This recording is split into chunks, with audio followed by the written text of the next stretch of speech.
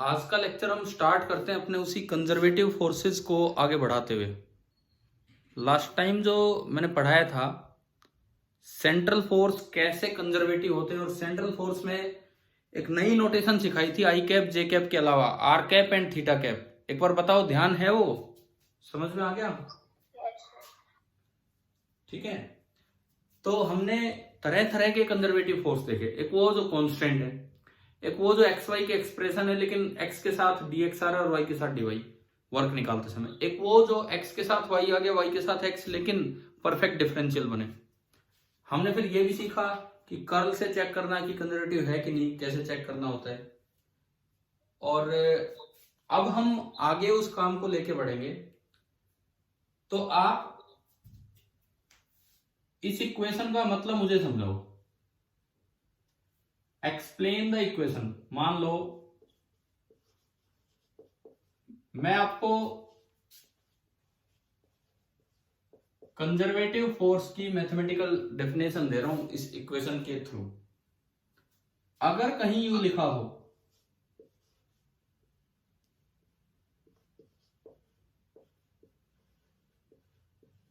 F conservative dot ds small displacement और ये symbol लगा हो, तो ये हमेशा जीरो होता है। क्या मतलब क्या है इस इक्वेशन का, इस स्टेटमेंट का क्या मतलब है? क्या ये सिंबल कुछ अलग नजर आ रहा है हमें? इंटीग्रेशन के ऊपर एक सर्कल नजर आ रहा है आपको? Yes sir. परवेश भाई वीडियो ऑन क्यों नहीं कर रहे हो यार? देखो कितनी बार तो बोला है फिर भी वीडियो ऑन नहीं किया है। अनीस, विवेक कुमार, मनीष, ये मैं नाम ले रहा हूं और आप वीडियो ऑन नहीं कर रहे हो। जस्ट मैं देखो ना आप फिर कॉपी में भी क्या लिख रहे हो क्या नहीं लिख रहे हो इस तरह से। अच्छा देखो, इंटीग्रेशन के ऊपर सर्कल होता है, इसका क्या अलग से मीनिंग होता है? इंटीग्रेशन के ऊपर सर्कल का मीनिंग क्या होता है? पता है कि नहीं पता है? नहीं पता। सुनो, एक इंटीग्रेशन ये होता है integral F dot D S. इसमें लिमिट लगती है इनिशियल से फाइनल, है ना भाई? ये इसकी लिमिट लगती है। वर्क निकालने का जनरल फॉर्मूला हमने पढ़ रखा है।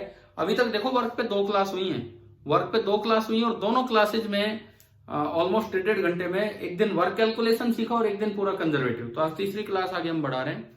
रही बात साथ में जो सर्कुलर चल रहा है भाई, उसकी अच्छी भी आप कंप्लीट कीजिए। मैंने ऑब्जेक्टिव फर्स्ट ऑब्जेक्टिव सेकंड करवाए, अब आप एक्सरसाइज कीजिए उसकी कंप्लीट। ठीक है, जो डाउट्स आए हम लेंगे, आपके डाउट्स वगैरह क्लियर करेंगे। अब सुनिए, आते हैं इस काम पे लौट के। अगर initial and final position same हो,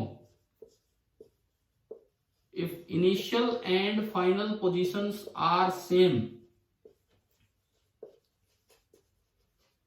तो इसका मतलब यह है कि आप इस तरह लिखने की बजाय F dot D S initial से फाइनल, अगर ये दोनों पोजीशन सेम हो, जैसे सपोज कीजिए ऐसे लिखा हो एफ डॉट डी एस और x nought comma y nought position से आपको लेके चले गए x nought comma y nought position पे, तो इसमें अलग अलग पोजीशन दिखाने की जरूरत नहीं होती है।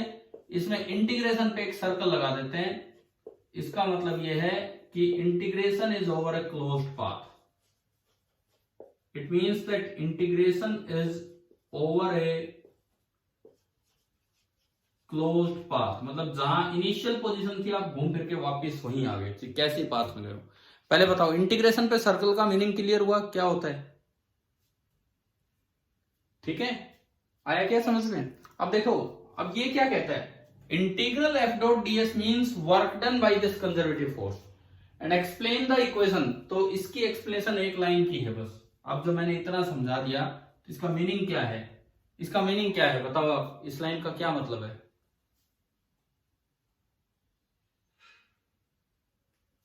भाई इस लाइन का ये मतलब बना कि work done by any conservative force, work done by any conservative force over a closed path work done by any conservative force over a closed path, closed path मतलब इनिशियल और फाइनल पोजीशन सेम है, is always 0। ये एक तरह से defining equation की तरह काम करता है। कंजर्वेटिव फोर्स है, अगर कंजर्वेटिव फोर्स है तो उसका जो वर्क डन होगा पूरे क्लोज पाथ पे, अगर इनिशियल और फाइनल पोजीशन सेम है तो हमेशा 0 होगा। तो इस छोटी सी बात से आपको दो बातें समझ में आई, एक तो ये रिजल्ट और दूसरा ये सर्कल ऑन इंटीग्रेशन, इसका क्या मतलब है। बताओ भाई, सभी को क्लियर हुआ ये यहां तक? है ना। और ये 0 आना लॉजिकल है। लॉजिकल इसलिए है, हमें पता है कि कंजर्वेटिव फोर्स का वर्क डन पाथ पे डिपेंड नहीं करता। पता है ना, ये बात पढ़ी थी हमने पिछली बार, ठीक है। तो इसका मतलब एक जगह से दूसरी जगह, चाहे आप इस रास्ते ले जाओ चाहे आप उस रास्ते ले जाओ, वर्क सेम रहेगा। अगर इनिशियल और फाइनल पोजीशन सेम है तो चाहे आप घुमा के ले आओ और चाहे मत चलाओ, बात तो एक ही है। अगर इनिशियल और फाइनल पोजीशन सेम है तो आप चलाओ ही मत। अब वो चला ही नहीं एक बार भी तो भी वर्क उतना ही होगा जितना कि आप चला के लेके आए हो, और जब चला ही नहीं तो वर्क 0 है, तो इसका मतलब आप घुमा के लेके आओगे तब भी वर्क 0 ही रहेगा। तो ये कंजर्वेटिव फोर्सेस के बारे में ये पॉइंट आ गया समझ में, ठीक है। अब मैं एक सवाल पूछता हूं आप लोगों से, एक में चार सवाल बना देंगे और आप जवाब देने की कोशिश करना इसमें। देखो, मैं कहता हूं कि आप अर्थ का रिवॉल्यूशन कंसीडर कीजिए around the sun. Consider the revolution of earth, consider the revolution of earth around the sun. Sun के चारों तरफ आपने अर्थ का रिवॉल्यूशन कंसीडर किया। इसमें एक बार मैंने ऑर्बिट लिया सर्कुलर, और एक बार जो जनरल होता है, कैसा बताओ, ये कौन सा ऑर्बिट बोला जाता है? इलिप्टिकल। वैसे सन के राउंड अर्थ का ऑर्बिट इलिप्टिकल है कि सर्कुलर है? इलिप्टिकल है, लेकिन छोटे बच्चों को जब शुरुआत में पढ़ाया जाता है तो सर्कुलर भी बोल दिया जाता है। इसमें तो सन बैठा होगा सेंटर पे, और इसमें सन बैठा होगा एक फोकस पे साइड में कहीं। अर्थ अपने पाथ पे घूम रही होगी और यहां भी अर्थ अपने पाथ पे घूमने लग रही होगी इस तरीके से सन के चारों तरफ। अब देखो, मैंने कहा एक में मैं 4 सवाल पूछ रहा हूं, तो ये आपके 2 पार्ट बना दिए, एक सर्कुलर का और एक इलिप्टिकल का। अब क्वेश्चन ये है, is the work done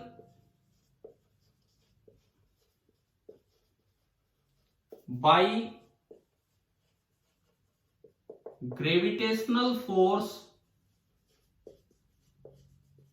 of sun, is the work done by gravitational force of sun on earth 0 और नॉन 0? आपको दोनों बार बताना है। ये पार्ट ए, ये पार्ट बी, लेकिन इसमें भी मैं 2 पार्ट दे रहा हूं आपको, ए के 2 पार्ट और बी के 2 पार्ट। ए पार्ट है, मतलब फर्स्ट पार्ट है ड्यूरिंग कंप्लीट रिवॉल्यूशन, पहला पार्ट है ड्यूरिंग कंप्लीट रिवॉल्यूशन, और जो सेकेंड पार्ट हम बना रहे हैं यहां पे, कोई छोटा सा डिस्प्लेसमेंट ड्यूरिंग एनी इनफाइनाइटसिमल, ये वर्ड पहले आया है ना? Yes sir. Displacement of earth, कि आप कोई भी इनफाइनाइटसिमल डिस्प्लेसमेंट ऑफ अर्थ ले लें उसमें भी। तो देखो भाई, 4 सवाल बन गए, एक बार ये 2 पार्ट इसके लिए और एक बार ये 2 पार्ट उसके लिए।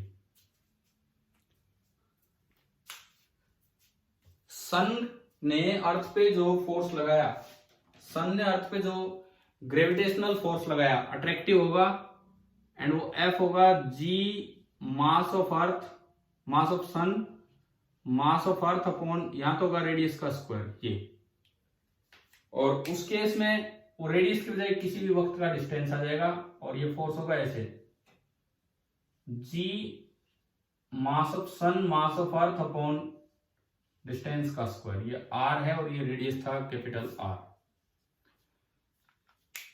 पहले मैं इसकी बात करूं या चलो उसकी बात कर लो या कंप्लीट रिवॉल्यूशन की बात कर लो। आप जिस फोर्स का वर्क पूछा है वो फोर्स कंजर्वेटिव है कि नॉन कंजर्वेटिव, चलो छोड़ो इस बात को भी, वो फोर्स सेंट्रल है कि नहीं है ये बताओ। जिस फोर्स का वर्क पूछा है क्या वो फोर्स, क्या दोबारा बताना। फर्स्ट वाले में सेंट्रल, सेकंड वाले फर्स्ट वाले में सेंट्रल है और सेकंड वाले में सेंट्रल नहीं है। अब ये बताओ, मैंने पिछली क्लास में क्या पढ़ाया था, सेंट्रल फोर्स क्या होता है। सेंट्रल फोर्स वो होता है जो एक पार्टिकल दूसरे पे along the line joining both the particles लगाए और उसका मैग्नीट्यूड उनके बीच के सेपरेशन पे डिपेंड कर रहा होगा। तो बताओ क्या ये सेंट्रल नहीं है ये वाला। भाई जवाब देते रहो आप लोग, कोई बात नहीं, गलत जवाब हो गया सही कर लो, कोई दिक्कत ही नहीं है, लेकिन बोलते रहो। हाँ भाई क्या ये फोर्स सेंट्रल है कि नहीं है? सर। है, ये भी सेंट्रल है, ये भी सेंट्रल है। Gravitational force between two particle is always central, motion पे थोड़ी डिपेंड कर रहा है, ठीक है। सेंट्रल, अब यूं मत कहो ये सेंट्रल है ये फोकल है, ये फोकस पे बैठा है तो फोकल, फोकल कोई फोर्स थोड़ी होता है। सेंट्रल का मतलब इसके पाथ से रिलेटेड है ही नहीं, इसने इस पे लगाया तो इसी लाइन के अलोंग लगाया और मैग्नीट्यूड इनके बीच की डिस्टेंस पे डिपेंड करे। तो भाई जिस भी बच्चे ने अभी जवाब थोड़ा गलत दिया था, क्या उनको समझ में आ गया कि दोनों जगह सेंट्रल है ये? Yes sir. ठीक है। सेंट्रल फोर्स कंजर्वेटिव होते हैं कि नहीं होते हैं बताओ। सर होते हैं। बिल्कुल होते हैं। और अभी आज शुरुआत में हमने पढ़ा कि अगर इनिशियल और फाइनल पोजीशन सेम है तो कंजर्वेटिव फोर्स का वर्क कितना होता है? 0। कंप्लीट रिवॉल्यूशन हो गया तो इसमें भी और उसमें भी क्लोज पाथ हो गया, इनिशियल और फाइनल पोजीशन सेम हो गए, तो work done by gravitational force दोनों केस में कितना आ जाएगा? 0। तो अगर आप फर्स्ट का आंसर दें, फर्स्ट क्वेश्चन का आंसर ए में भी 0 एंड बी वाले में भी 0 आ गया ना समझ में? ठीक है। अब सेकंड पार्ट कहता है भाई कोई भी छोटा सा डिस्प्लेसमेंट ले लो और उसमें बताओ ये 0 आएगा नॉन 0 आएगा। तो देखिए यहां जो आप स्मॉल डिस्प्लेसमेंट लेंगे वो हमेशा टेंजेंशियल टू द पाथ होगा, कहीं भी लो तो टेंजेंशियल टू द पाथ ही होता है, और यहां भी जो स्मॉल डिस्प्लेसमेंट लेंगे वो टेंजेंशियल टू द पाथ होगा। तो अब वर्क इस स्मॉल डिस्प्लेसमेंट के दौरान जो वर्क है that is F dot ds। अब यहां हमेशा फोर्स सेंटर की तरफ है और डिस्प्लेसमेंट टेंजेंट की तरफ, तो हर वक्त ये एंगल कितना बना रहेगा? 90। अगर 90 रहेगा तो एफ डॉट ds कितना? क्या हुआ? दिख नहीं रहा क्या? क्लियर है। अच्छा ठीक है, सुनो। तो इस केस में तो आप कोई भी इंस्टेंट ले लो, फोर्स सेंटर की तरफ, डिस्प्लेसमेंट टेंजेंशियल, हर वक्त ये एंगल 90 है, तो एफ डॉट ds कितना आना है यहाँ पे? 0। यानी कि ये जो सेकंड पार्ट है during any small displacement, second part का आंसर ए में तो कितना होगा? 0। बी में देखो, बी में क्या, बी में हर जगह ये एंगल 90 डिग्री है? तो ड्यूरिंग एवरी, ये एनी की बजाय मतलब मैं एवरी कर देता हूं, हम कोई तो हो सकता है, कोई तो ऐसा बन जाएगा। देखो यहां जब आओगे तो ऐसा तो बनेगा कि एफ और ये 90 हो जाए, मैं एवरी मतलब हर एक में पूछ रहा हूं। तो बी पार्ट में इसका आंसर हो जाएगा नॉन 0। तो अब बताओ कंजर्वेटिव फोर्सेस का वर्क कैसे 0 नॉन 0 क्लोज पाथ में है और कैसे छोटे डिस्प्लेसमेंट में निकालना आ गया कि नहीं आया ढंग से? ठीक है। अब हम, कोई पूछना चाहता है इससे रिलेटेड तो कोई पूछ लीजिए अगर कुछ भी डाउट बचा है यहाँ, क्योंकि नहीं तो हम कंजर्वेटिव फोर्सेस से अगला पार्ट स्टार्ट कर रहे हैं, तो यूज पूरा कंजर्वेटिव फोर्स का ही होगा, डिफाइन भी ये कंजर्वेटिव फोर्स के लिए ही होगा। तो अगली चीज जो है दैट इज पोटेंशियल एनर्जी। नाम तो बहुत अच्छे से सुन रखा होगा, है ना भाई? लेकिन मुझे लगता है कि आपको नहीं पता कि क्या होती है पोटेंशियल एनर्जी। काइनेटिक एनर्जी आप पूछो बच्चे से तुरंत बताता है, बोल मोशन की वजह से energy, half mv² kinetic energy. Potential energy को डिफाइन नहीं कर पाता। चलो आप दो अपनी डेफिनेशन दो, कुछ भी दो पोटेंशियल एनर्जी की डेफिनेशन। पोटेंशियल एनर्जी की डेफिनेशन दीजिए अब।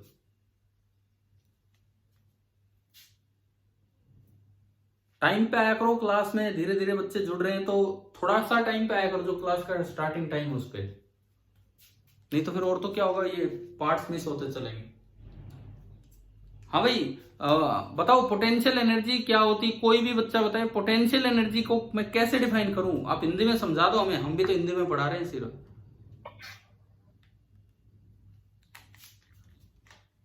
बोलो ये कहाँ डिफाइन होती है, क्या है क्या नहीं है।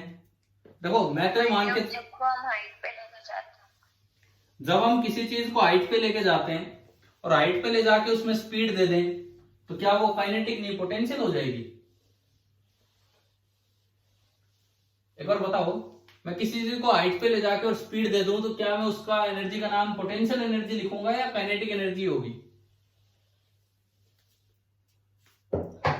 हम अभी तक, आज तीसरी क्लास है वर्क की, हम अभी तक केवल वर्क सीखा, कंजर्वेटिव फोर्स सीखे, आज अब पोटेंशियल एनर्जी की तरफ चल रहे हैं, फिर बाद में काइनेटिक आएगा।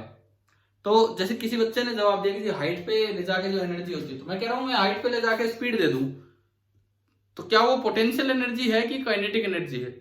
स्पीड जो दी है मैंने, काइनेटिक एनर्जी। तो फिर पोटेंशियल एनर्जी को हम डिफाइन कैसे करें? देखो मैं तो ये मान रहा हूं, आप भी मान के चलो कि अभी आपको नहीं पता कि पोटेंशियल एनर्जी क्या होती है, और शायद आज सीख रहे होंगे कि क्या होती है पोटेंशियल एनर्जी। इसको सिंबल देते हैं यू। सबसे पहला पॉइंट, पोटेंशियल एनर्जी ऐसा नहीं है कि किसी भी जगह डिफाइन हो जाएगी, केवल और केवल वहां डिफाइन होगी जहां कंजर्वेटिव फोर्स होगा। सबसे पहला पॉइंट आता है कि it is defined only for a conservative force. मैं इसके दो उदाहरण दूंगा, दो एग्जांपल दूंगा आपको। Only for a conservative force, for example भाई ग्रेविटेशनल फोर्स कैसा फोर्स है बताओ? कंजर्वेटिव। तो इसके साथ एक एनर्जी एसोसिएट होगी जो करेंगे, शायद आज की क्लास में कर लेंगे, that is known as GPE, gravitational potential energy.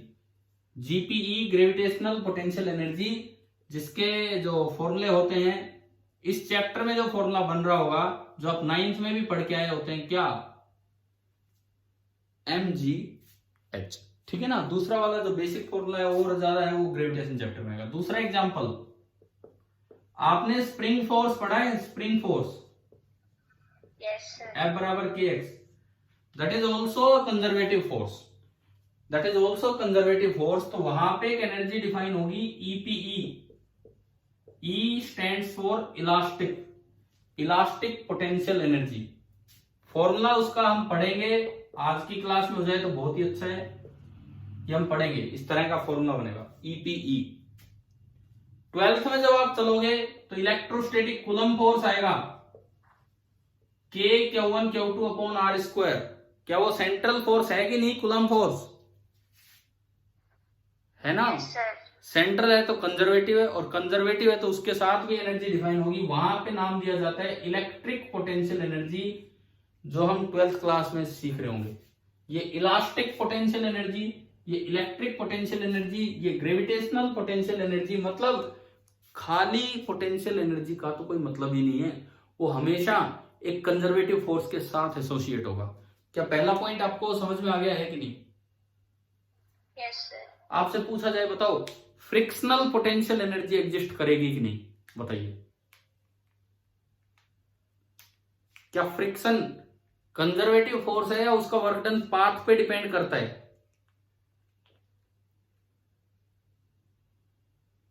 नहीं पता, नहीं समझ में आ रहा, देखते हैं, क्योंकि एकदम से नाम दे दिया भाई फ्रिक्शन, अब ऐसे कैसे चेक करें? देखो मान लो सवाल यही आ जाए कि फ्रिक्शनल पोटेंशियल एनर्जी एग्जिस्ट करती है कि नहीं, तो आप चेक करो ना, ये एक कोई ग्राउंड है, एक ब्लॉक रखा है जिसका मास है m, और यहाँ फ्रिक्शन कोएफिशिएंट है म्यू के, मैं काइनेटिक की बात कर रहा हूं, तो इस पे नीचे लग रहा होगा mg, ऊपर इतना ही लगेगा, नॉर्मल रिएक्शन n बराबर होगा mg। तो जब मैं इसको चलाऊं तो friction force, kinetic friction force कितना लगेगा? पीछे की तरफ, हाँ भाई, काइनेटिक फ्रिक्शन फोर्स जो पीछे की तरफ लगेगा F k, that will be equal to mu k into m g. आ रहा है कि समझ में कि नहीं, कैसे लिखा? अगर मैं आगे चलाऊं तो रोकने के लिए इतना फ्रिक्शन लगेगा। अब सुनो, मैं यहां से लेके यहां एक बार इसको एल लेंथ चला के लाया, यहां से यहां एल लेंथ, तो डिस्प्लेसमेंट आगे, फोर्स पीछे, तो जो वर्क डन होगा वो आएगा फ्रिक्शन का, बाय द फ्रिक्शन जो वर्क आएगा that is minus mu k into m g into l. समझ गए होगे कैसे आना है? cos 180 डिग्री -1 होता है, ये पीछे लग रहा है, कांस्टेंट फोर्स है, कांस्टेंट फोर्स है, ये लगातार पीछे लगेगा। कांस्टेंट फोर्स का वर्क होता है एफ डॉट एस, तो एफ इधर एस उधर, तो cos 180 डिग्री और एस के वैल्यू एल। बताओ ये आया पहले पाथ पे? Yes sir. फिर मैं इसको ना ऐसे घुमा लेंगे, ये इनिशियल पोजीशन है, ये फाइनल, एल इधर और फिर एल इधर, तो अब जो फ्रिक्शन का वर्क आएगा इस पाथ पे आ जाएगा म्यू के इंटू एमजीएल और 3 टाइम्स। इतना ही तो वर्क इस रास्ते पे, इतना ही वर्क इस रास्ते पे और इतना ही वर्क इस रास्ते पे। तो एक जगह से ही दूसरी जगह जाने में अलग अलग रास्तों से आप गए, तो क्या फ्रिक्शन का वर्क सेम है दोनों बार? नहीं आया। तो फ्रिक्शन कंजर्वेटिव फोर्स है कि नॉन कंजर्वेटिव, बताओ? बोला करो, जैसे क्लास में बोलना होता है वैसे, रेगुलर क्लास में। फ्रिक्शन का जो वर्क है, मैं एक रास्ते गया तो इतना आया, इनिशियल और फाइनल पोजीशन वही रखते हुए मैं लंबे रास्ते से गया, बड़े रास्ते से, तो वर्क ये हो गया। क्या दोनों वर्क सेम आ रहे हैं? नहीं आ रहे। इसका मतलब फ्रिक्शन कंजर्वेटिव फोर्स है कि नॉन कंजर्वेटिव? Non conservative. तो क्या फ्रिक्शनल फोर्स के लिए फ्रिक्शनल पोटेंशियल एनर्जी डिफाइन होगी? No sir. नहीं होगी। तो पहली शुरुआत की हमने, पोटेंशियल एनर्जी को अभी तक डिफाइन नहीं किया है, हमने एक शुरुआत की है कि पोटेंशियल एनर्जी किसके लिए डिफाइन होगी और किसके लिए नहीं होगी। तो ये आपको समझ में आ गया पहला पॉइंट? ठीक है। अब दूसरा पॉइंट सुनो, क्योंकि मैं इसीलिए बोलता हूं आप 10th क्लास तक ढंग से नहीं पढ़ के आते पोटेंशियल एनर्जी, काइनेटिक पढ़ आते हैं अच्छे से, पोटेंशियल एनर्जी ढंग से नहीं पढ़ के आते हैं कि क्या है और कब एग्जिस्ट करेगी कब नहीं करेगी। ठीक है, आज की पूरी क्लास ये मान के चलो पोटेंशियल एनर्जी पे ही है, जैसे पिछली क्लास कंजर्वेटिव फोर्स पे थी, आज अब पोटेंशियल एनर्जी पे चलना है सारा काम। ये आपका हो गया पहला पॉइंट। अब बात आती है सेकंड पॉइंट कि भाई ये है क्या, मतलब पोटेंशियल एनर्जी किसके बराबर होगी। तो यहां हम आज तक हमने सीखा work done bye a force, इसमें हम निकालेंगे work done against the conservative force. इसका मतलब मैं समझाऊंगा कैसे निकालना होता है। आपने work done by the force निकाला है, अब पोटेंशियल एनर्जी निकालने के लिए हम निकालेंगे वर्क डन अगेंस्ट द कौन सा कंजर्वेटिव फोर्स? ये it is defined only for a conservative force. तो अगर जीपी लिख रहे हो ग्रेविटेशनल पोटेंशियल एनर्जी, तो work done against the gravitational force हो जाएगा। ये भी हम समझेंगे कैसे। In moving a particle,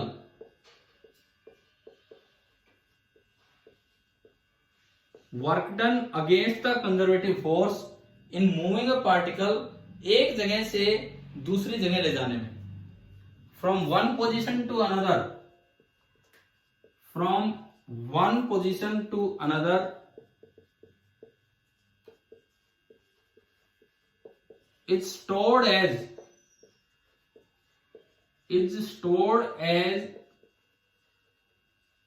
change in potential energy। अब एक डेफिनेशन है ये, और इससे ये पता लगा कि एब्सोल्यूट पोटेंशियल एनर्जी तो डिफाइन ही नहीं हो पाती। आप बता ही नहीं सकते कि यहां कितनी पोटेंशियल एनर्जी और यहां कितनी, आप केवल चेंज बता सकते हो, चेंज, कि यहां से मैं वहां लेके गया तो इस बॉडी की पोटेंशियल एनर्जी में कितना चेंज हुआ, क्योंकि जितना वर्क डन हुआ होगा अगेंस्ट द कंजर्वेटिव फोर्स, उतना ही उसकी पोटेंशियल एनर्जी में चेंज के रूप में स्टोर हो गया। अब इस चीज में ना पहली बात तो हम ये सीखें कि work done against the force कैसे निकलता है। सबसे पहली बात हम ये सीखें कि work done against the force कैसे निकाला जाए, कि हम, ताकि ये पोटेंशियल एनर्जी को डिफाइन कर सके। इसका तरीका सुनो। मान लो ये कोई इनिशियल स्टेट है, इनिशियल पोजीशन है,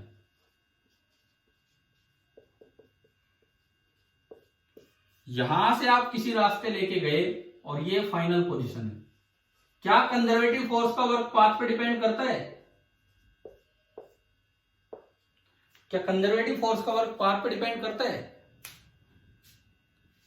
बोलो, जवाब दो। क्या कंजर्वेटिव फोर्स का वर्क पाथ पे डिपेंड करता है?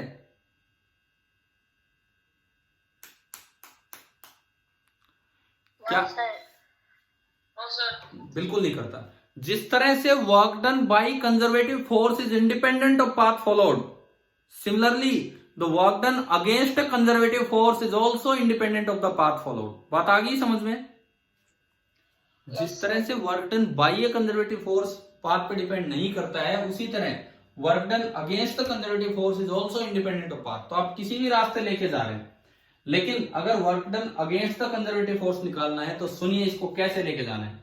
मान लो पार्टिकल यहां है, हमें नहीं पता कंजर्वेटिव फोर्स किधर लग रहा है, सपोज वेट ही है, तो उस पर हर वक्त एफ कंजर्वेटिव, या किसी भी वक्त, हर वक्त की भी मैं बात नहीं कर रहा, क्योंकि वेरिएबल फोर्स भी तो कंजर्वेटिव होते हैं, सीखा था ना हमने पिछले लेक्चर में, वेरिएबल फोर्स भी कंजर्वेटिव होते हैं।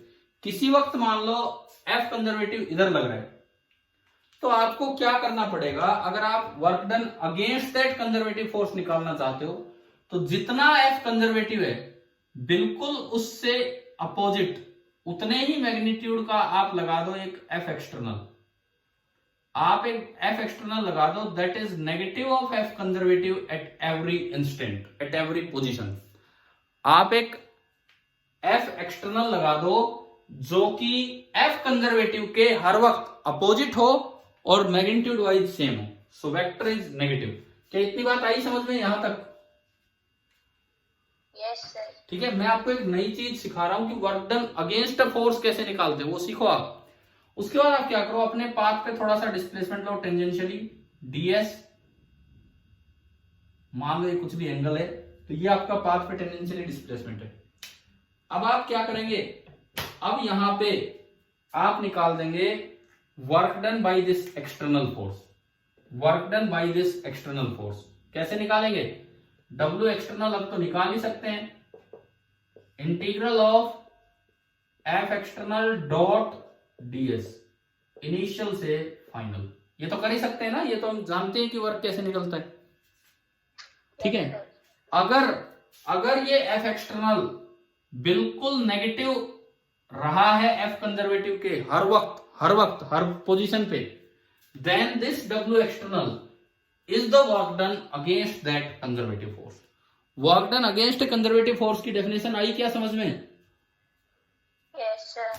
Work done against conservative force की डेफिनेशन ये है, ध्यान से सुने, कि जो भी कंजर्वेटिव फोर्स है पूरे रास्ते आप नेट फोर्स जीरो करते हुए चलो।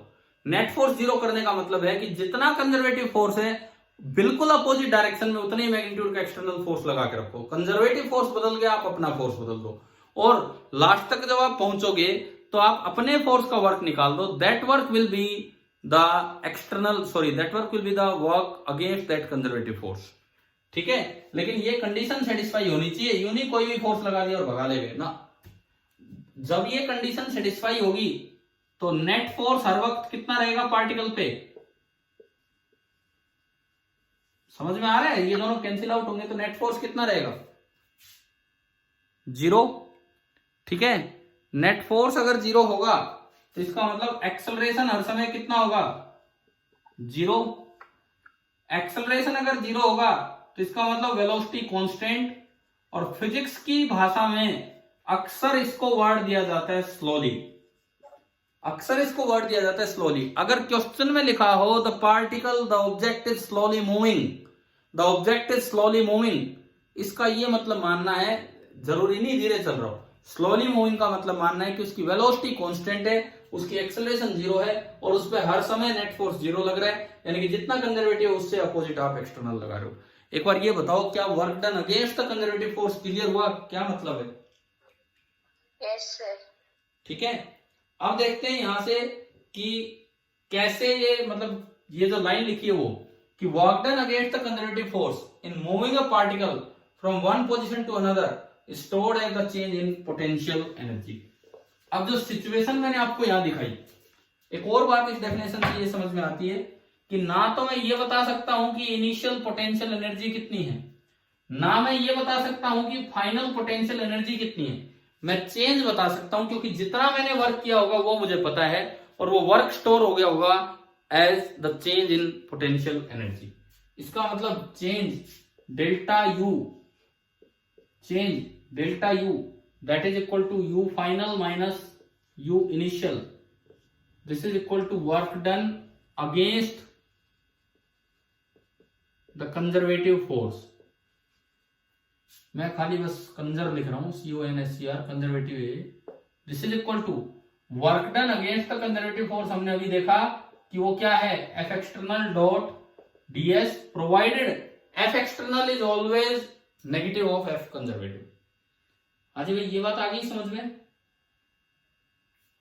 ठीक है। अब देखो, अब देखिए इस चीज को समझिए। देखो वर्क में ना बड़े अच्छे अच्छे कॉन्सेप्ट्स हैं। सर्कुलर मोशन है, अब और लेवल बढ़ के आगे चला है वर्क वाला चैप्टर। खाली यूं नहीं है कि एक दिन में 4 न्यूमेरिकल 5 न्यूमेरिकल एक चैप्टर में कर दिया हो गया काम ना। एक दिन में एक कॉन्सेप्ट लेके चलो, जैसे पिछले में सेंट्रल वाला और कंजर्वेटिव वाला काम है, आज पोटेंशियल एनर्जी पे फोकस करो, क्वेश्चन अपने आप चलते चलेंगे साथ साथ। F external is negative of F conservative. तो मैं ये भी तो लिख सकता हूं कि अगर मैं इस चीज को यहां अप्लाई कर दूं, so this is equal to, ये चल रहा है यही वाला इंटीग्रल, एक माइनस बाहर आया, F कंजर्वेटिव डॉट ds। बताओ आ गया कि नहीं आया? लिख सकते हैं इसको ये, ठीक है। और F कंजर्वेटिव डॉट ds का integration, this is the work done by conservative force. भाई F कंजर्वेटिव डॉट ds का मतलब है work done by conservative force. Clear हुआ? ठीक है। और इस माइनस को अगर आप इधर एडजस्ट कर दें तो एक बड़ा इंपॉर्टेंट सा रिजल्ट आ रहा है कि वर्क डन बाय अ कंजर्वेटिव फोर्स। जो अक्सर बच्चा गलती कर जाता है वो लिख जाता है change in potential energy, this is negative of change in potential energy, minus उधर जाएगा और negative of change in potential energy लिखेंगे तो you initial minus U final. हम पोटेंशियल एनर्जी के कॉन्सेप्ट्स पे हैं, कंजर्वेटिव फोर्स के कॉन्सेप्ट्स पे हैं, तो अब रिलेशन देख रहे हैं कि कंजर्वेटिव फोर्स और पोटेंशियल एनर्जी में क्या रिलेशन है। तो देखो 3 बातें, यहां तक 3 बातें समझ में आई। पहली बात, कंजर्वेटिव फोर्स के साथ ही पोटेंशियल एनर्जी डिफाइन होगी, नहीं तो डिफाइन नहीं होगी। फ्रिक्शन जैसे फोर्स के साथ कोई पोटेंशियल एनर्जी नहीं। दूसरी बात, जो absolute value of potential energy है वो डिफाइन करना पॉसिबल ही नहीं है, केवल चेंज इन पोटेंशियल एनर्जी आप बता सकते हो, वो किसके बराबर होगी। तीसरी बात, किसके बराबर होगी, work done by the conservative force या against the conservative force. Change in against, work done against the conservative force. Against कैसे निकालते हैं, स्लोली ले जाके। स्लोली कैसे ले जाया जाता है, एक्सेलरेशन 0 रख के, नेट फोर्स 0 रख के, मतलब जितना एफ कंजर्वेटिव उससे अपोजिट एफ एक्सटर्नल लगा दो। और यहीं से एक रिजल्ट हो रहा है हमारे पास कि work done bye a conservative force is negative of change in potential energy. तो भाई ये 2-4 बेसिक से रिलेशन शायद आपको समझ आ ही गए होंगे क्या है क्या नहीं है। ठीक है, मैं इसका एक छोटा सा एग्जांपल देता हूं कभी आप, ताकि आपको याद रह जाए। आपको इतना तो पता होगा कि 9th में पढ़ाया जाता है, वैसे आएगा ये 9th में पढ़ाया जाता है कि ग्राउंड लेवल से एच हाइट ऊपर पोटेंशियल एनर्जी mgh होती है, है ना। और ग्राउंड लेवल पे कितनी होती है, ग्राउंड लेवल पे 0। अब देखो एक ब्लॉक है, मैं जस्ट इस चीज को वेरीफाई कर रहा हूं आपके लिए। एक ब्लॉक है जिसका मास m है और उसको h हाइट ऊपर से ड्रॉप किया गया है। एक ब्लॉक है जिसका मास m है और उसको h हाइट ऊपर से छोड़ दिया गया है यहां से, तो अपने आप वो नीचे आएगा और यहां आ गया। सवाल है कि find the work done by the force of gravity on the block. ये ब्लॉक जब नीचे आया तो work done by the force of gravity on the block कितना होगा। कैसे, सीधा है, कांस्टेंट फोर्स है। देखो क्वेश्चन आ गया होगा आपको समझ में, मैंने क्या पूछा है, find the work done by the force of gravity on the block. तो देखो एक कांस्टेंट फोर्स लग रहा है, इस पे कितना लग रहा है, mg, और जो डिस्प्लेसमेंट हुआ वो भी नीचे ही हुआ है, कितना हुआ, x। तो work done by constant force, work done by mg, आप सीधा लगा सकते हैं F डॉट s। F का मैग्नीट्यूड mg, s का मैग्नीट्यूड h और दोनों के बीच का एंगल कोस 0 डिग्री हो जाएगा एंगल, तो डॉट में कोस आ गया, तो वर्क डन बाई mg कितना आया, mgh। यहां तक आई ना बात समझ में? Yes, sir. इस चीज को आप इससे भी कर सकते थे, यहां से इसको ड्रॉप किया तो बताओ ग्रेविटेशनल पोटेंशियल एनर्जी इनिशियल कितना है, H ऊपर, ग्राउंड से H ऊपर। आप अभी तो बता रहे थे 9th में पढ़ के आए हैं mgh, तो u इनिशियल है mgh, u फाइनल कितना है जब ये ग्राउंड पे पहुंच गया, 0। अब कई बार बच्चा सोचता है कि work done by conservative force आप चेंज इन पोटेंशियल एनर्जी से निकालो, चेंज होता है फाइनल माइनस इनिशियल, अगर फाइनल माइनस इनिशियल कर दिया तो वर्क डन बाई ग्रेविटी क्या आंसर दिया होगे आप, माइनस mgh। माइनस mgh एक बहुत अलग आंसर है mgh से, पॉजिटिव और नेगेटिव वर्क अलग अलग होते हैं। लेकिन अगर आप इस पे ध्यान दो, work done by a conservative force is negative of change in potential energy, मतलब U initial minus U final. तो बताओ U initial minus U final कर रहे हैं तो क्या आ रहा है कि नहीं mgh? Yes, sir. आ गया ना समझ में? ठीक है, अब देखो इसका बड़ा फायदा है, इसका बड़ा फायदा है इस रिलेशन का, कारण आपको mg का वर्क निकालना था यार, बड़ा आसान था, आपको तो दिख रहा था एक कांस्टेंट फोर्स है, लेकिन हर कंजर्वेटिव फोर्स कांस्टेंट नहीं होता है, पढ़ा ना हमने, हर एक कंजर्वेटिव फोर्स कांस्टेंट नहीं होता है। मान लो एक कोई वेरिएबल फोर्स हो और उसका वर्क निकालना हो, तो फोर्स से वर्क निकालना इंटीग्रेशन पे चला जाएगा, इंटीग्रल एफ डॉट ds, पता नहीं आप इंटीग्रेशन सोल्व कर पाओ नहीं कर पाओ, आप क्या कई बार इंटीग्रेशन ही सोल्व होने मुश्किल होते हैं, तो ऐसे केस में ना पोटेंशियल एनर्जी का अगर एक्सप्रेशन पता हो तो डायरेक्ट वर्क आएगा। जैसे मान लो एक क्वेश्चन लेते हैं कि potential energy of a particle in A conservative field, potential energy of A particle in A conservative field, ये नया वर्ड आया field, conservative field. Conservative field वो इलाका है जहां एक कंजर्वेटिव फोर्स लग रहा होगा, बाकी ग्रेविटेशन वाले चैप्टर में जाके और डिटेल में फील्ड पे चलेंगे। कंजर्वेटिव फील्ड वो इलाका है जहां कंजर्वेटिव फोर्स लग रहा होगा, ठीक है। At a distance r from the origin, at a distance r from the origin, मतलब आपको कोई सिस्टम दिया है, कोई ओरिजिन होगा, उससे r डिस्टेंस दूर आपको कंजर्वेटिव फोर्स का एक्सप्रेशन दे दिया, is given by u is equal to 6/r² joule, where r is in metre. हमें फोर्स नहीं बताया, हमें खाली ये बता दिया कि भाई पोटेंशियल एनर्जी उस फोर्स के कोरस्पोंडिंग इतनी है किसी भी r डिस्टेंस को।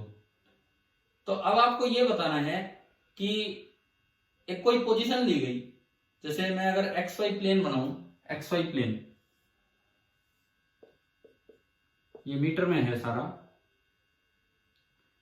ये कोई पोजीशन 3,4, भाई ये भी मीटर में है, और ये जो y है ये भी मीटर में है, और यहां से मैं ले गया कहीं नई पोजीशन पे 6,8, पाथ नहीं दिखाया, बताया ही नहीं, कोई भी आर्बिट्रेरी पाथ है, इनिशियल पोजीशन ये होगी, फाइनल पोजीशन ये होगी। तो आपको बताना है कि find the work done by corresponding, मतलब जिसके लिए पोटेंशियल एनर्जी है conservative force, find the work done by corresponding conservative force. मतलब इस सवाल में हम ये सीखेंगे कि कंजर्वेटिव फोर्सेस का वर्क आसानी से निकलता है अगर आपके पास पोटेंशियल एनर्जी का एक्सप्रेशन हो तो। करो भाई, ट्राई कीजिए, क्वेश्चन दिख गया सभी को, बताओ एक बार।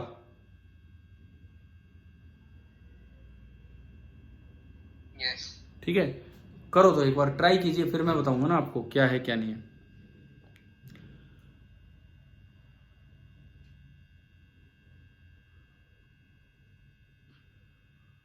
और मुझे ये बताना, इसमें से कुछ बच्चे अभी क्लास में ऐसे होंगे जिन्होंने पहले 2 लेक्चर लाइव अटेंड नहीं किए थे, होंगे कुछ ना कुछ तो ऐसे बच्चे होंगे, 2-4 तो। अगर आपका लाइव लेक्चर मिस हो जाता है, आप नहीं करते, तो क्या आप वीडियो लेक्चर फिर बाद में उसका देख लेते हो कि नहीं, रिकॉर्डेड लेक्चर? भाई कोई तो होगा क्लास में ऐसा बच्चा अभी जिसने पिछला लेक्चर अटेंड नहीं किया था। हाँ जी, देखते हो कि नहीं वीडियो रिकॉर्डेड लेक्चर जो आपके लिए भेजे जाते हैं? Yes, sir. एटलीस्ट भाई देखो, चाहे आप लाइव अटेंड करो चाहे वीडियो देखो, पूरा काम करना है पूरा ढंग से, नहीं तो मैं बता रहा हूं ये इतने आधे अधूरे चैप्टर हो जाएंगे, कॉन्सेप्ट से ज्यादा मिस कॉन्सेप्ट बन जाएंगे। चलिए तो इस सवाल पे आते हैं। पोटेंशियल एनर्जी का एक्सप्रेशन दे दिया। जब भी कभी कंजर्वेटिव फोर्स का वर्क निकालना, आपको फोर्स ढूंढने की जरूरत ही नहीं है, क्योंकि हम जानते हैं, क्या जानते हैं हम, कौन सा रिलेशन जानते हैं बताओ? Work done by conservative force, U final minus U initial की U initial minus U final. क्या जानते हैं हम बताइए? Initial minus U final. हाँ, U initial minus U final. Work done by conservative force is equal to U initial minus U final. तो बस तो यार यू इनिशियल देख लो, आर क्या चीज है इसमें? आर बोर्ड पे लिखा है, क्वेश्चन में दिया है, आर क्या चीज है? Distance from origin. तो 3,4 पॉइंट की डिस्टेंस कितनी है डिस्टेंस फॉर्मूला से? √3² + 4² कितनी है डिस्टेंस? 5। तो यू इनिशियल हो गया 6/25। आ रहा है ना समझ में? ठीक है। अब फाइनल यू फाइनल बताओ कितनी होगी? 6,8 की डिस्टेंस ओरिजिन से, √6² + 8² 10, 10 का स्क्वायर, यहां पे 10 का स्क्वायर, तो 6/100 आ गया समझ में? ठीक है। एलसीएम लिया आपने 100, ये 4, 6 और 4 24, 24 - 6 18, 18/100, यानी कि ये आया 0.18 जूल। आप बताओ कैसे पोटेंशियल एनर्जी से डायरेक्ट कंजर्वेटिव फोर्स का वर्क निकालना आ गया, समझ में आया? Yes. ठीक है, मतलब डायरेक्ट ये रिलेशन में यूज करवा रहा हूं और कुछ नहीं। चलिए एक और सवाल आपसे पूछता हूं इसी रिलेशन पे बेस्ड, न्यूमेरिकल नहीं conceptual, direct relation based question. एक एमसीक्यू दे रहा हूं मैं आपको, एमसीक्यू की तरह। If A conservative force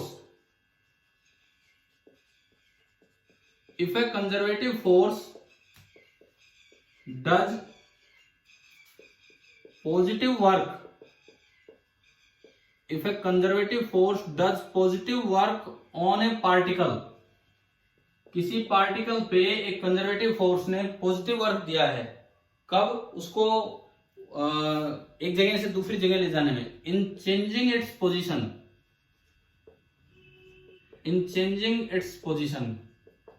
it's corresponding potential energy. ओहो, ये क्या लिख दिया? चेंजिंग इट्स पोजीशन बोल रहा हूं मैं, changing its position, the corresponding potential energy. जो भी कोरस्पॉन्डिंग पोटेंशियल एनर्जी होगी, इसके बारे में 4 ऑप्शंस। पहला option increases,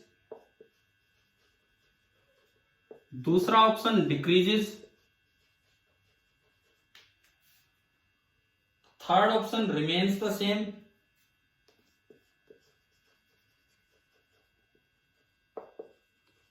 and fourth option may increase और डिक्रीज। बताओ भाई, इसका जवाब दो।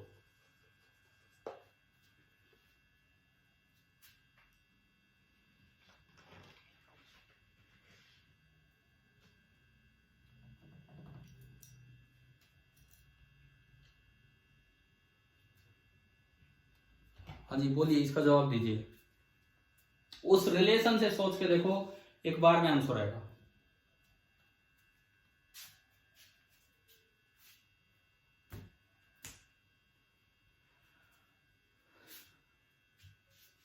आया क्या कोई आंसर? चलो उस एग्जांपल से सोचो। अभी एक क्वेश्चन लिया था मैंने, एक बॉल को ऊपर से ड्रॉप किया, एक बॉल को ऊपर से नीचे ड्रॉप किया, वर्क डन बाई ग्रेविटी कितना आया था? mgh आया था दो तरीकों से, बताओ ना। तो mgh तो पॉजिटिव होगा, m भी पॉजिटिव, g भी पॉजिटिव। तो वर्क डन बाई ग्रेविटी जब पॉजिटिव हुआ था तो नीचे आया था, तो उसकी ग्रेविटेशनल पोटेंशियल एनर्जी कम हुई थी कि ज्यादा हुई थी?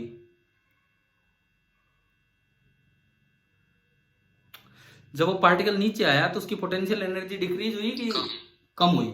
यानी कि अगर कोई पॉजिटिव वर्क करता है कंजर्वेटिव फोर्स तो पोटेंशियल एनर्जी डिक्रीज होगी। अब रिलेशन से देखते हैं, अब इसको ढंग से रिलेशन से समझते हैं कि कैसे हुआ होगा ये। देखिए हमने पढ़ा कि W conservative that is equal to U initial minus U final, और आप कह रहे हैं कि ये पॉजिटिव है, ये पॉजिटिव है मतलब दिस इज ग्रेटर देन 0। तो अगर U initial minus U final is greater than 0, it means U initial is greater than U final. तो बाद में पोटेंशियल एनर्जी कम है और पहले ज्यादा है, तो आप बताएं कि ये एनर्जी डिक्रीज हुई है कि इंक्रीज हुई है? डिक्रीज। तो क्वेश्चन तो मैं कह रहा हूं आपसे कि रिलेशन से देख के सोचो तो एक बार में आंसर आ जाता है रिलेशन से, ठीक है। चले हम अब यूं बताओ, थोड़ा आइडिया लगने लगा कि क्या है पोटेंशियल एनर्जी। Yes. देखो आप जो 9th 10th में जिस तरह पढ़ के आते हो वो नहीं है पोटेंशियल एनर्जी, काइनेटिक एनर्जी वैसी है। पोटेंशियल एनर्जी वहां पे थोड़ा सा याद करवाने वाला तरीका हो जाता है, क्योंकि उसका भी एक रीजन है, एक रिस्ट्रिक्शन होता है कि हो सकता है 9th में कंजर्वेटिव फोर्स और इतना ना पढ़ाया गया हो, तो इसलिए उतना ढंग से ये टॉपिक हो भी नहीं सकते हैं। वो तो सिलेबस की बात हो जाती है कि कितना वहां पढ़ाना है कितना यहाँ। अब अगला पॉइंट पोटेंशियल एनर्जी में, अब मैं थोड़ा इसकी तरफ चलूं कि absolute value of potential energy in conservative field. Conservative field तो मैंने बताया कि हमेशा होगा, तभी जाके पोटेंशियल एनर्जी डिफाइन होगी। Absolute value of potential energy in A conservative field, ये देखते हैं हम।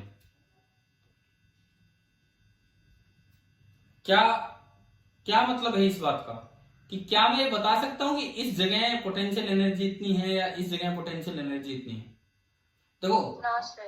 तो फिर अभी तो एक सवाल लिया था मैंने, कहा कि U is equal to 6/r²। अभी नहीं लिया था एक सवाल, और आपने तो बड़ा क्लियर बता दिया था, बोल दिए एक जगह 6/25 एक जगह 6/100। बताओ बताया था कि नहीं? अभी लिखा था ना हमने। Yes sir. अब तो ये चक्कर क्या है फिर, अब सुनो आप, मान लो ये कोई भी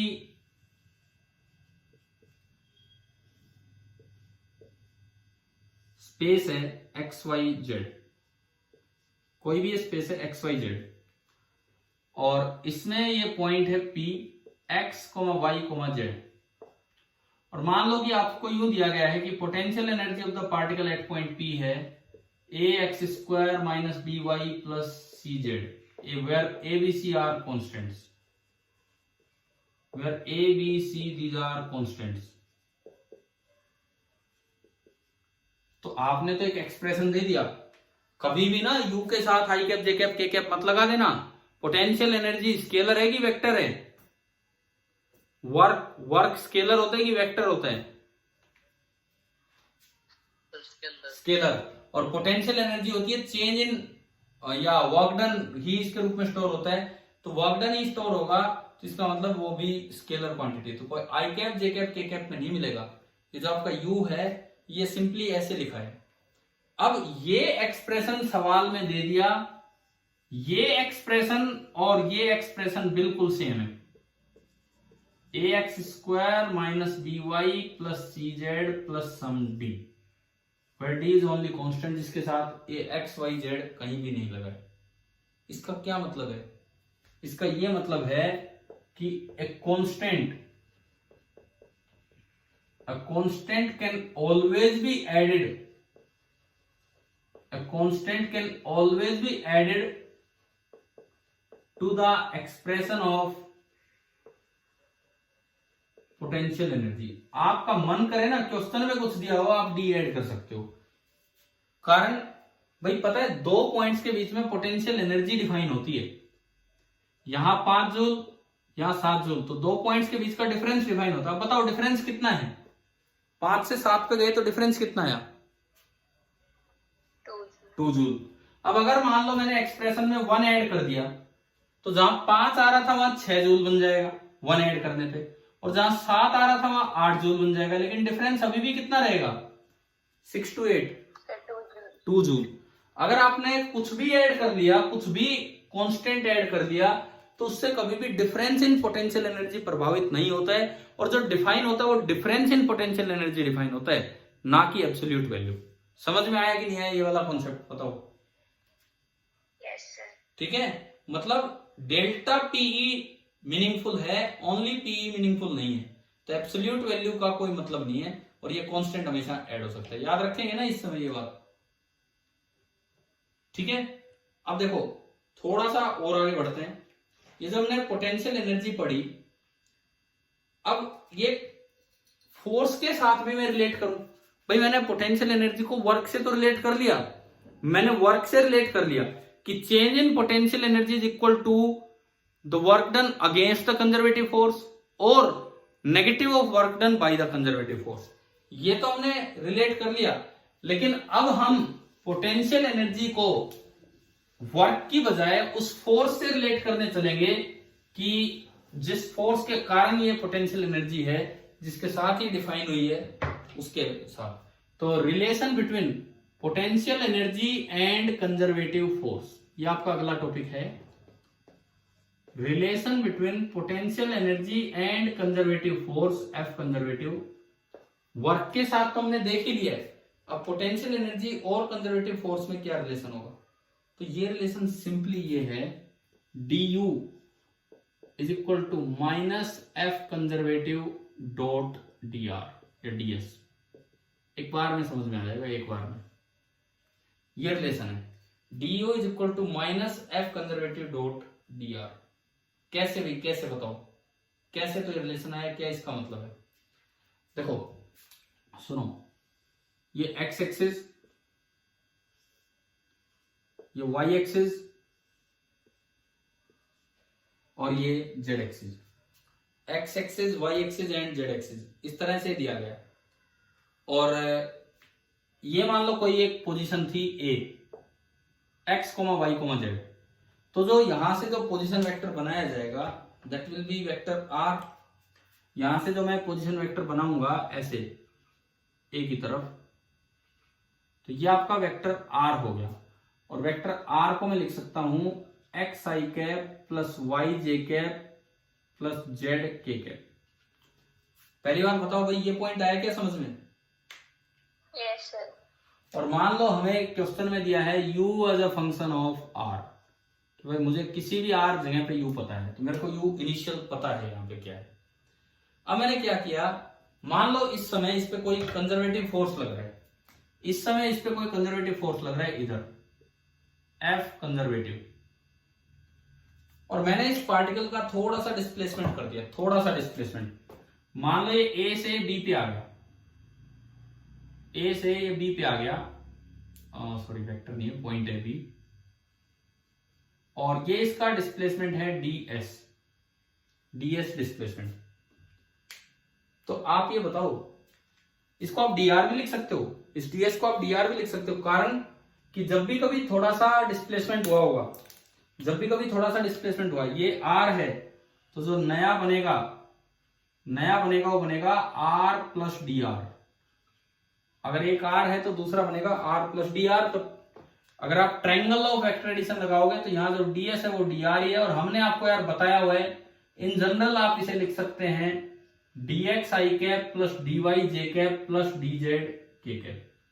बताओ पढ़ा है ना ये हमने कि जनरली ds या dr को आप ऐसे लिखा करते हैं। अभी बोलिए आगे यहां तक समझ में? ठीक है, अब देखो मुझे u as a function of r पता है, इसका मतलब मुझे u एट a भी पता है और मुझको u एट b भी पता है। लेकिन आप थोड़ा सा चल के गए हैं तो थोड़ा सा बदलाव होगा, मतलब अगर u एट a मैं u बोलता हूं तो u एट b को मैं लिख सकता हूं u प्लस du, चाहे वो बड़ा हो चाहे कम हो, हमें लिखना ऐसे ही होता है। एक बार ये वाला पॉइंट बताओ क्या लिखा, क्या समझ में आया? जब आपको u as a function of position vector पता है तो यू ए भी लिख सकते हो, यू बी भी लिख सकते हो, और यू ए को मैंने यू बोल दिया तो यू बी आपको बोलना पड़ेगा यू प्लस डी यू, थोड़ा सा चेंज। हाँ भाई, क्लियर हुआ? ठीक है। Yes. अब फ्रॉम ए टू बी आप वो रिलेशन लगाओ, वो वाला रिलेशन। कौन सा? कि work done by conservative force is you initial minus U final. अब जब आप ए टू बी गए हैं तो कोई इंटीग्रेशन करने की जरूरत नहीं है, जरा सा डिस्प्लेसमेंट है डीएस, तो work done by conservative force होगा एफ कंजर्वेटिव डॉट डीएस, क्योंकि आप थोड़ा ही चले, इंटीग्रेशन तो तब होता है जब आप ज्यादा दूर जाते।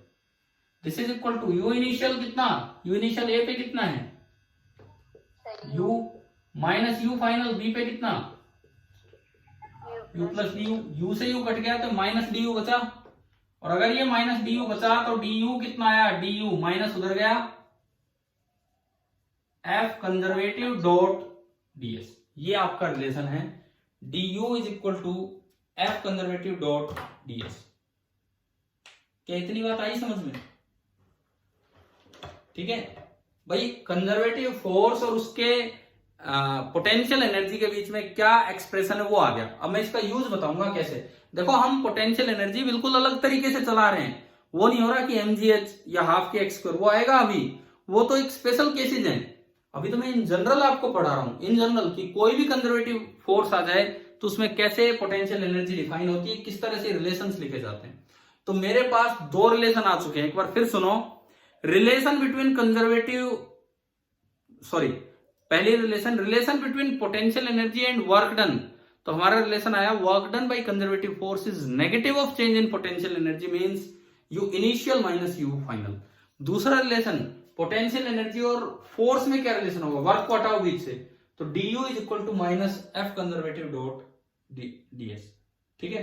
अब मैं आपको ये बताता हूं कि अगर आपको एफ का एक्सप्रेशन दिया हो और आपको यू का एक्सप्रेशन निकालना हो, इस रिलेशन का यूज देखो भाई, बड़ा बेहतरीन एक्सप्रेशन है। पहला काम, इस एक्सप्रेशन से हम सीखेंगे to find U if F conservative is given. To find U if F conservative is given, पहली चीज। और फिर दूसरी चीज हम सीखेंगे क्या, to find F conservative if U is given. समझ गए अगले दो टॉपिक क्या बनने वाले हैं? बोलो बोलो।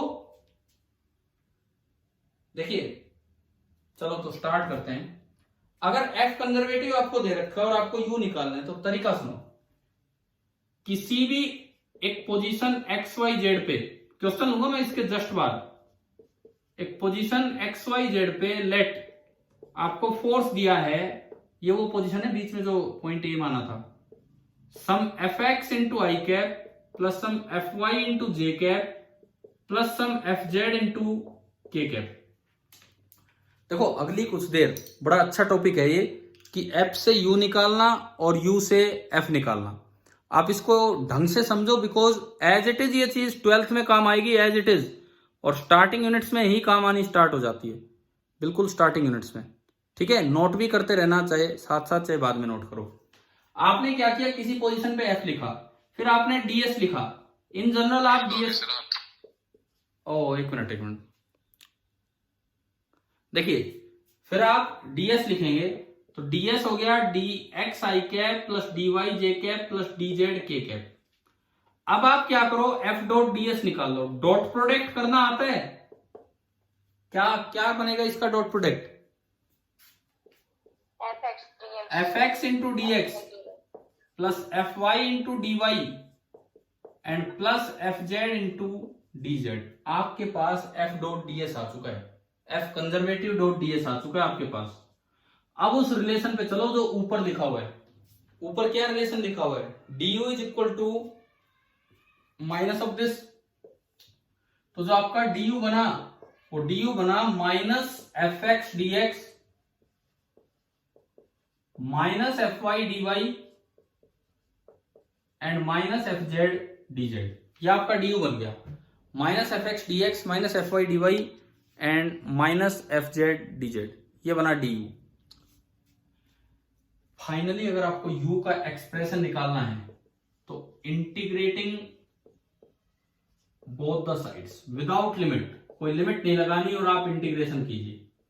तो du का इंटीग्रेशन तो u हो गया minus F X D X minus F Y D Y and minus F Z D Z. और जब आप इंटीग्रेशन सोल्व कर लें, तो जब विदाउट लिमिट इंटीग्रेशन सोल्व करते हैं तो क्या आपने कांस्टेंट ऑफ इंटीग्रेशन के बारे में पढ़ा है? Yes sir. तो ऐड कांस्टेंट ऑफ इंटीग्रेशन। अब कांस्टेंट ऑफ इंटीग्रेशन कुछ भी हो सकता है, इसीलिए वो पॉइंट आया था थोड़ी देर पहले कि एब्सोल्यूट वैल्यू आप नहीं बता सकते हैं। 5 जूल है तो वो 6 जूल भी हो सकती है, 7 जूल भी हो सकती है, लेकिन उतना ही सब में बदलाव हो जाएगा, तो चेंज में कोई चेंज नहीं होगा। समझ में आई ये बात? ठीक है। अब ये कांस्टेंट ऑफ इंटीग्रेशन भी अगर निकालना पड़ जाए, जैसे उसमें 6 जूल की एनर्जी आ गई थी, तो मैं एक सवाल लेता हूं जिसमें मैं आपको सिखाऊं कि कैसे हम ये यू के एक्सप्रेशन निकालें। करें भाई, काम स्टार्ट करें। यू एफ से यू कैसे निकलेगा? ठीक है। अगर मान लो आपको कांस्टेंट ऑफ इंटीग्रेशन ही निकालना पड़े, तो आपके पास क्या होगा, ये आपने सोल्व किया, ये u आ गया as a function of X Y Z, और साथ में कुछ कांस्टेंट ऑफ इंटीग्रेशन आके जुड़ गया, उसे मैं c बोल देता हूं, कांस्टेंट ऑफ इंटीग्रेशन। c कैसे निकलेगा? आपको सवाल में कोई जीरो लेवल दिया होगा, जीरो लेवल वो आर्बिट्रेरी होता है, वो क्वेश्चन वाला अपनी मर्जी से मान सकता है कि let this position be the zero level of potential energy at 1, 2, 0 let u be zero. तो अब एक्सप्रेशन बताओ। तो उस जगह x की जगह 1 रखा, y की जगह 2, z की जगह 0 और u की जगह 0, उससे c निकाल के और c वापस पुट करना। अभी सिखाता हूं, एक सवाल में मैं आपको सिखाता हूं भाई किस तरह से पहला काम हम अप्लाई करें कि f दे रखा हो तो उससे u कैसे निकालना है। f दे रखा हो तो उससे u कैसे निकालना है। सुनिए, एक सवाल सुनिए। इन ए कंजर्वेटिव फील्ड, कंजर्वेटिव फील्ड तो होगा नहीं तो ये टॉपिक ही खत्म हो जाएगा।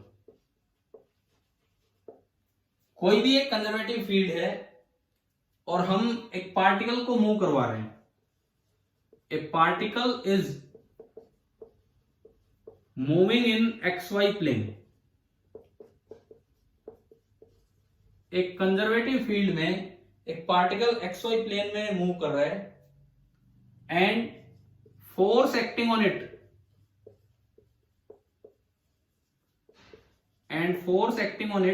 Eight position x, y। हम सीख ही रहे हैं कि अगर फोर्स का एक्सप्रेशन दे रखा हो तो उससे पोटेंशियल एनर्जी कैसे निकालें। ये फोर्स मान लो आपको दिया, मैं वही लेता हूं जो पीछे यूज करवाए हैं, Y I cap plus x J cap in newton, और एक्स और वाई मीटर में, ये ऐसा यूनिट में ही चल रहा है। ठीक है। अब आपको ये बताना है, सवाल ये है कि find the potential energy of the particle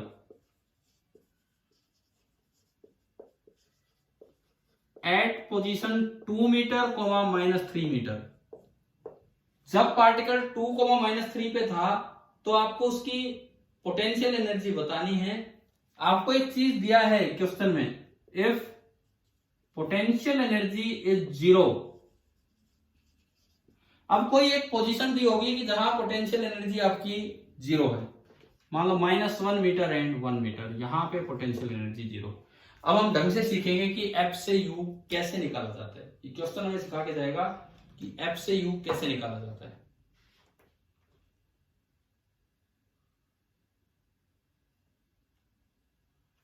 क्या करें बताओ, कैसे करें, शुरुआत कैसे करें, बोर्ड पे देखते रहे आप। अभी जो किया था वो, सबसे पहले लिखो F का एक्सप्रेशन, ये रहा F का एक्सप्रेशन XY प्लेन में है तो वाई आई कैप प्लस एक्स जे कैप। फिर आप लिखो ds का एक्सप्रेशन, बताओ भाई क्या लिखूं मैं, जनरल ds XY प्लेन में dx i cap plus dy z। G cap, बस इतना ही बहुत है, z में तो जा ही नहीं रहा ये, और z होगा तो भी ऊपर जाएंगे कुछ। फिर आप निकालो f डॉट ds, बताओ कितना है f dot ds, y dx plus x dy। Is this expression a perfect differential or not?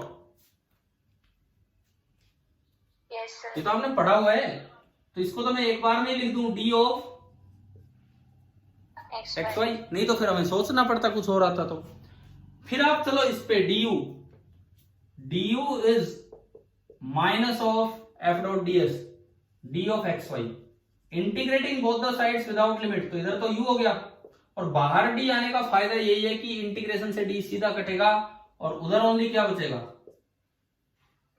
X Y. लेकिन यहां एक चीज हमने सीखी कि हमेशा आपको क्या ऐड करना चाहिए, कांस्टेंट ऑफ इंटीग्रेशन, उसके बिना सवाल गलत हो जाएगा, उसके बिना सवाल ही गलत हो जाएगा।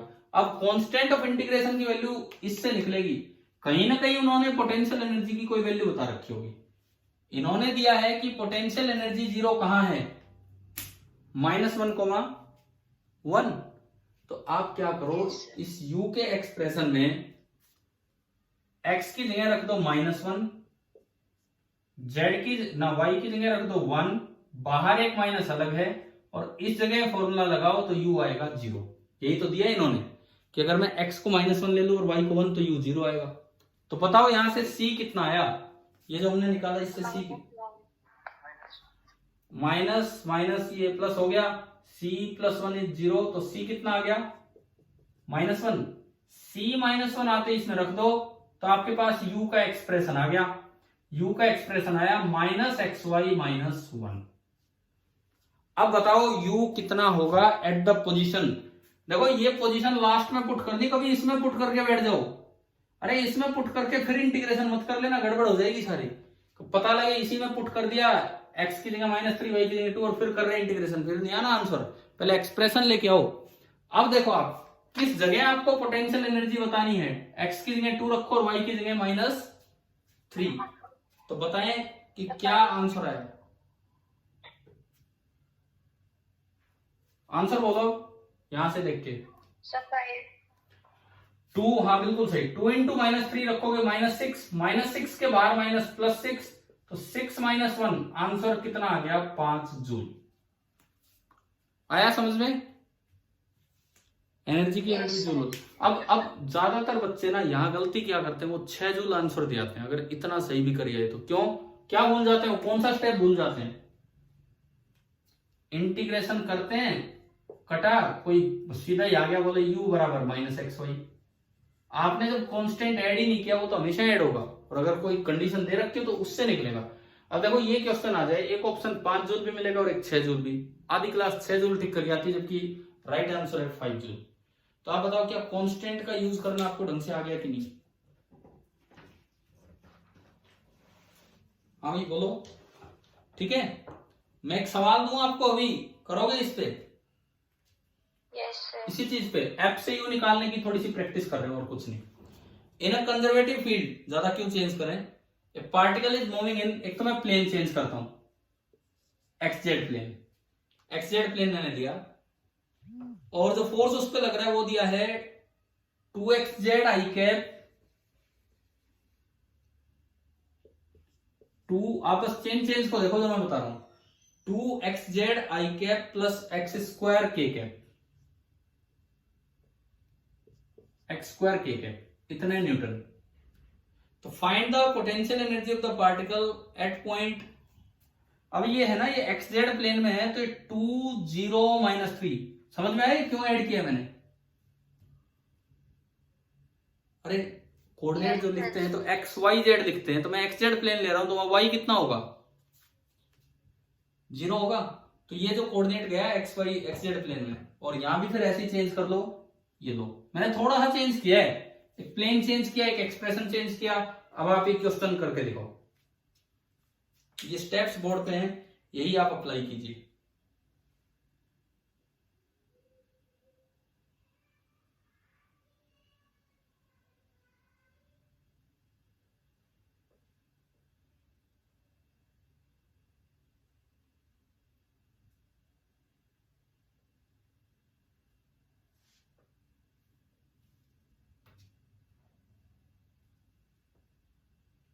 कर रहे हो ना, मैं वेट कर रहा हूं आपका।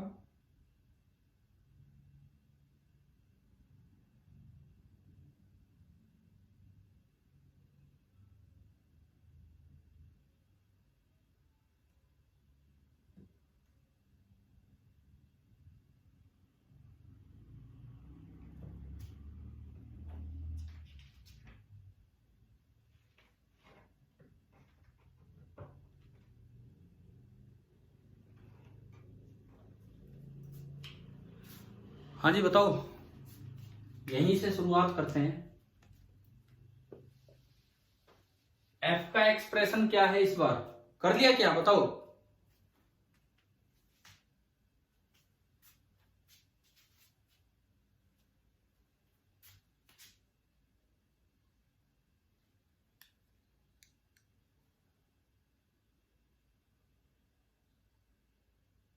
No, sir.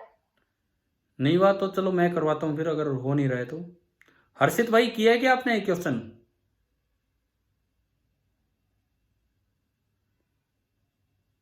हाँ जी हर्षित, नहीं हुआ है तो देखो ना, कौन सा स्टेप तो कोई अलग है ही नहीं, स्टेप तो एक भी अलग नहीं है। बोर्ड पे ध्यान दो।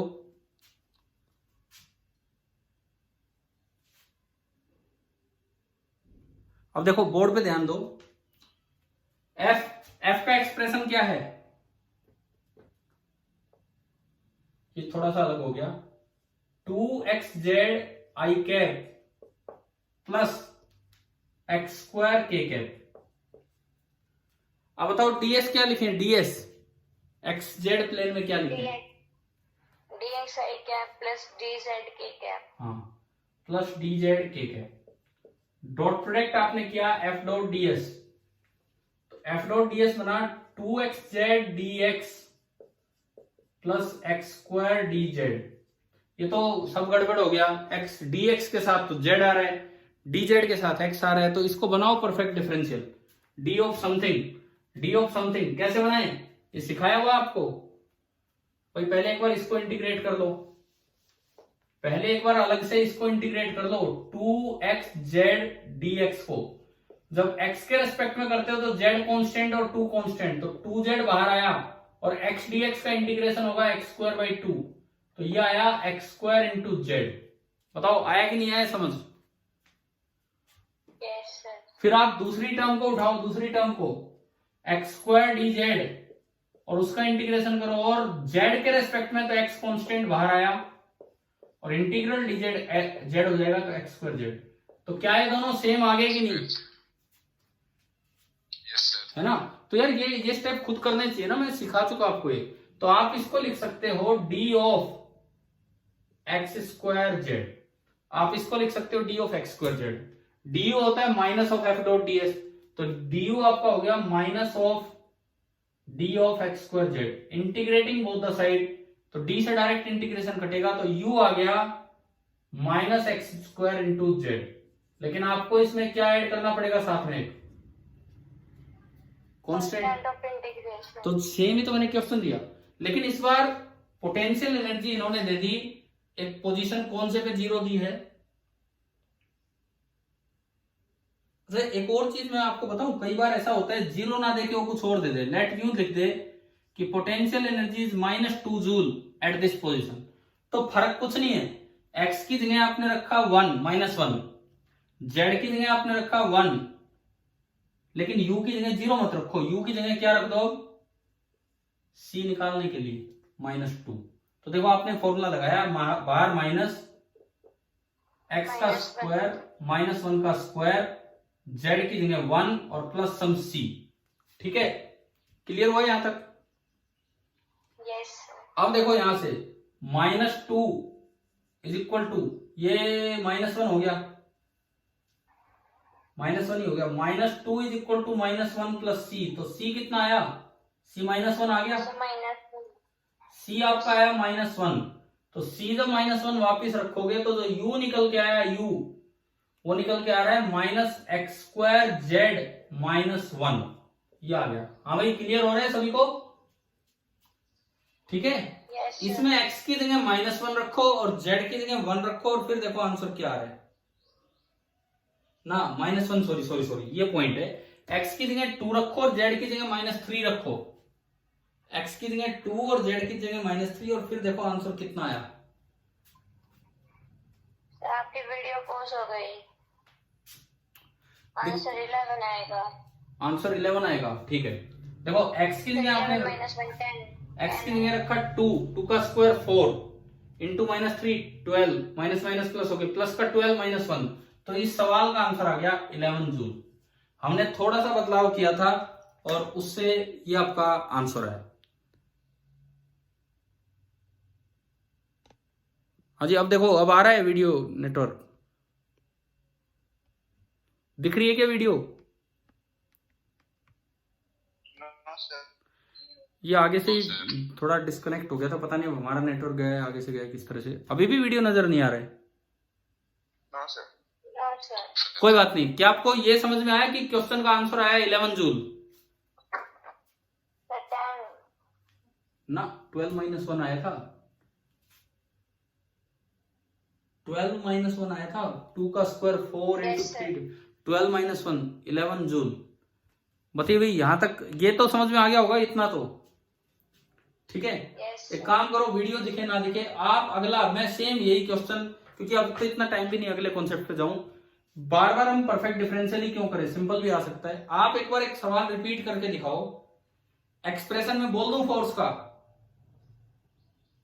फोर्स का एक्सप्रेशन Yes, ले sir. लो, -xi कैप, जो फोर्स है इसी क्वेश्चन में, सेम क्वेश्चन में फोर्स का एक्सप्रेशन। वीडियो ऑन कर लो। वीडियो कहां से ऑफ हो गया?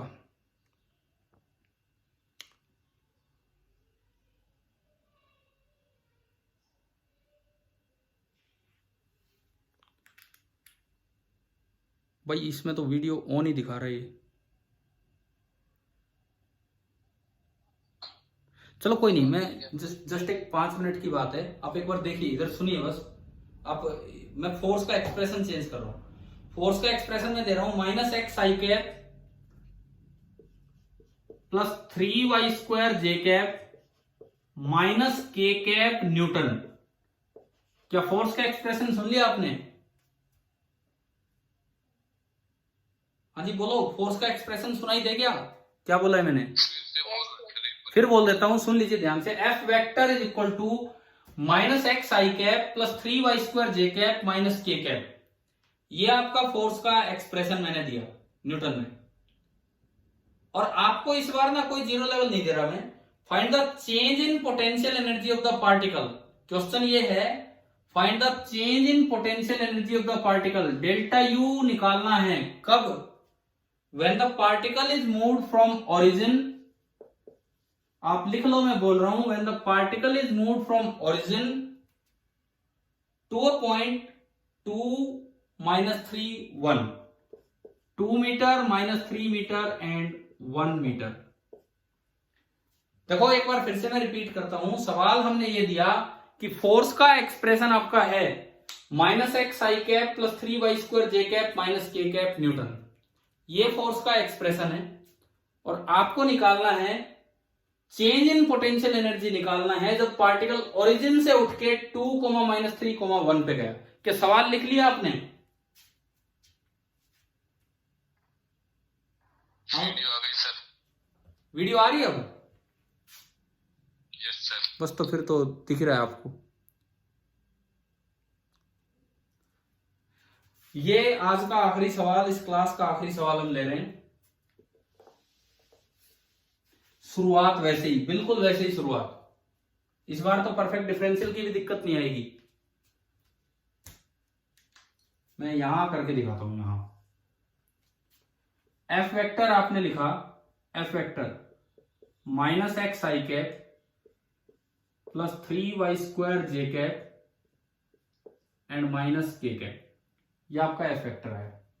उसके बाद आपने इन जनरल ds लिखा, ये पूरा 3D में है, तो dxi cap plus dy cap plus dz cap.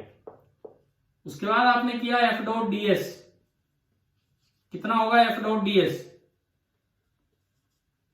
-x into dx plus 3y² into dy and -1 into dz। उसके बाद उधर वाला वही सेम स्टेप जो बोर्ड पे उस साइड है। F.ds से आप लिखो du, F.ds से आप लिख लीजिए कि du क्या होगा। du होगा इसका नेगेटिव, तो जो du होगा वो आपका इसका नेगेटिव। इसका नेगेटिव करोगे तो पहली टर्म पॉजिटिव हो जाएगी, दूसरी टर्म नेगेटिव हो जाएगी, और तीसरी टर्म पॉजिटिव हो जाएगी। अब बताओ क्या ये इंटीग्रेशन सीधा पॉसिबल है क्या? दोनों साइड मैंने इंटीग्रेशन किया। Yes, sir. बिल्कुल आसानी से पॉसिबल है। एक्स डी एक्स का इंटीग्रेशन क्या होगा, X square by two minus 3 Y square D Y का होगा वाई क्यूब बाई 3, 3 से 3 गया, dz का z और साथ में ऐड कर दो कांस्टेंट।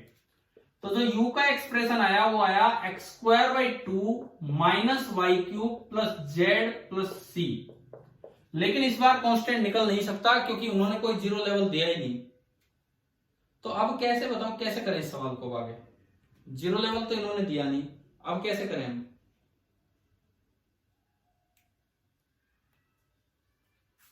आपको कहां से कहां लेके गए हो, आप ओरिजिन से और यहां लेके गए हो, ठीक है। सबसे पहले आप निकाल दो यू इनिशियल। यू इनिशियल आप ओरिजिन पे थे, एक्स की जगह भी जीरो रखो, वाई की जगह भी जीरो रखो, जेड की जगह भी जीरो रखो, बताओ कितना है यू इनिशियल। इस एक्सप्रेशन में देख के बताओ यू इनिशियल कितना आया,